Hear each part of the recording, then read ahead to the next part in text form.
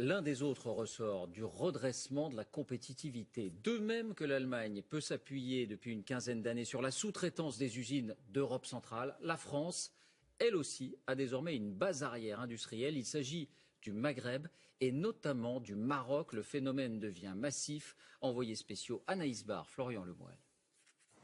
Tanger au Maroc. Sur le port, des milliers de Dacia de la marque Renault s'apprêtent à embarquer. Direction l'Europe de l'Est et la Turquie. Des voitures françaises, fabriquées ici, dans la plus grande usine automobile du continent africain.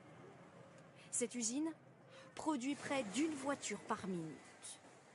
Renault y construit ses véhicules d'entrée de gamme, comme cette voiture qui sera vendue à partir de 7 000 €. Un modèle pas cher, impossible à produire en France, selon Marc Nassif, directeur de Renault au Maroc. Mettre un véhicule à 7 000 € sur le marché est un tour de force. Donc il est évident qu'on va se placer à l'endroit où on a les meilleurs coûts de production, une main-d'œuvre qualifiée et abordable et ne pas payer des coûts en logistique qui seraient superflus. Une stratégie bas coût assumée, et pourtant la marque refuse de donner les montants des salaires dans l'usine. Elle nous interdit même d'interroger les ouvriers sur le sujet. Au Maroc, le SMIC est à 215 € par mois, 6 fois moins élevé qu'en France. Des ouvriers qui travaillent aussi beaucoup plus. Je travaille ici 8 heures par jour et 6 jours dans une semaine.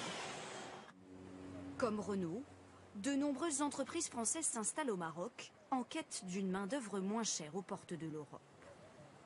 Casablanca, c'est la capitale économique du pays.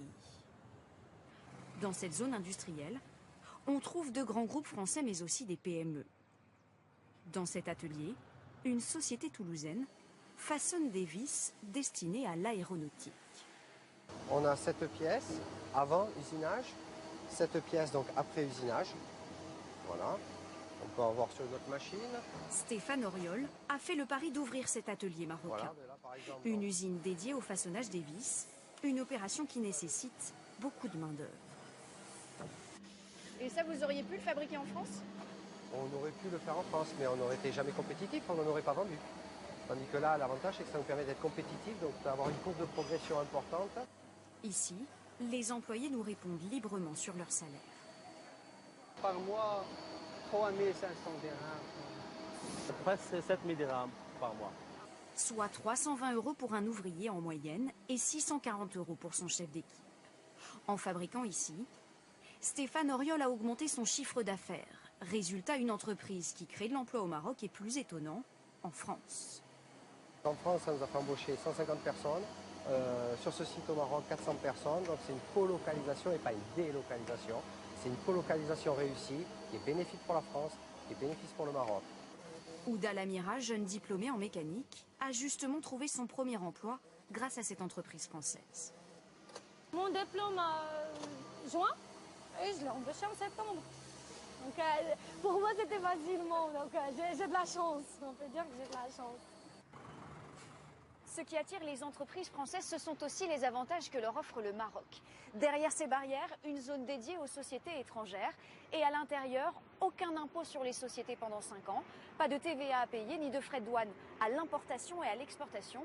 De quoi faire rêver les entreprises. Il y a 5 ans, cette zone franche garantie sans impôt était encore un terrain vague. Aujourd'hui, les géants Airbus, Bombardier et leurs sous-traitants s'y installent. Le Maroc a aussi décidé de parier sur la formation et propose une main-d'œuvre très qualifiée. Au cœur de la zone industrielle, une école toute neuve. Dans ce grand atelier, des apprentis sont formés dans le but d'intégrer les grandes entreprises de l'aéronautique. Il n'a pas encore pris forme pour avoir un assemblage parfait. D'accord. C'est une formation pour quel métier exactement? C'est de la chaudronnerie aéronautique. Ces apprentis ont été sélectionnés à l'entrée. Ils doivent tous savoir parler français. Et l'école les forme en fonction des besoins des industriels.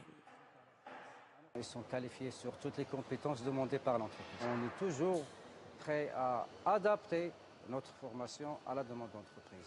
Chaque année, 800 jeunes sont formés dans cet institut avant d'être embauchés. Une chance, dans un pays où le taux de chômage des jeunes reste fort. En 2015, le Maroc a connu une croissance de près de 5%.